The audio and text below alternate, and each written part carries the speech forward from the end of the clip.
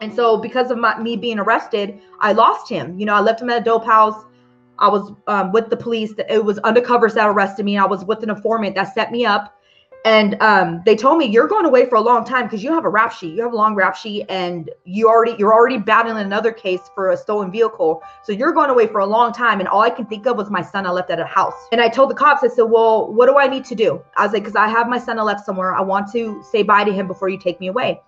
They said, well, if you work with us and tell us who you're working for, we'll go ahead and, take you to go see your son before we take you to jail. I said, okay, I'll tell you who I'm working for. And I already knew once I was going to snitch, I can never go back to the streets. But I was given that ultimatum. I was going to save my son, or I was going to tell on my trafficker. You never snitch. You never tell. But I already knew I can never go back, and I was already done with that life. I gave up that life as soon as I told the cops, hey, this is who I'm working for.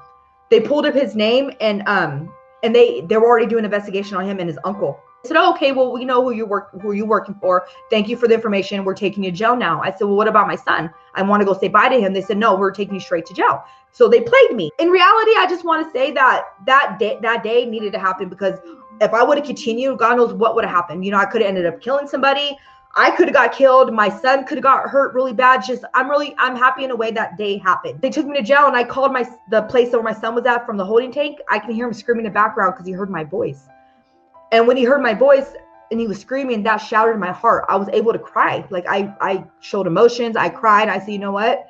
I'm sorry, baby. I put you through that, and I'm doing different now. Like I want to change. And so I ended up getting 5 years between 2 different counties, but I knew I never wanted to go back to the streets because of course I had fear that I told, but also too, I wanted to do something different. It's like something so traumatic needed to happen for me to change my ways, right?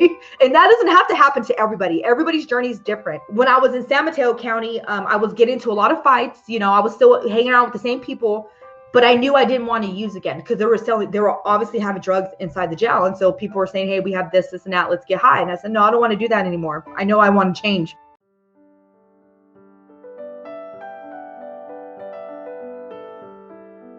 So when I came to Sonoma County, that's where I got a lot of the help I needed. I became part of the Starting Point program, which is a residential program in the jail. I became a part of the GED program. I finally got my GED when I was incarcerated. So that was huge for me. I completed the 4-month program and I got a certificate. I've never received certificates or a GED or diploma. So when I got those items, I was like crying. I was really amazed. And I'm like, well, is this natural high? Is this how natural high feels? Like, because I was always high, you know what I mean? I'm like, well, I like this feeling. This feeling's better.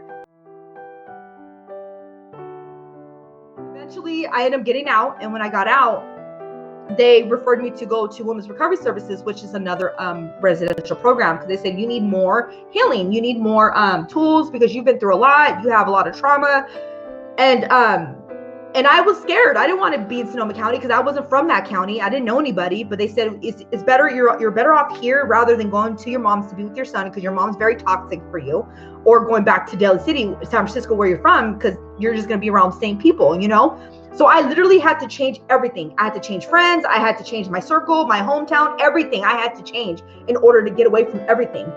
And so I went to Women's Recovery Services, and that's where I learned about being a trafficking victim, that I was not a child prostitute. I was not a prostitute. There's no such thing as children prostitutes, And so when they explained that to me, that's where I got a lot of my clarity, and I got a lot of this burden was lifted off of me. All my shame and guilt just left, because I was able to talk about it now and voice it's not my fault. I didn't put myself in that situation, because I believed that when my dad told me that, but that was a lie.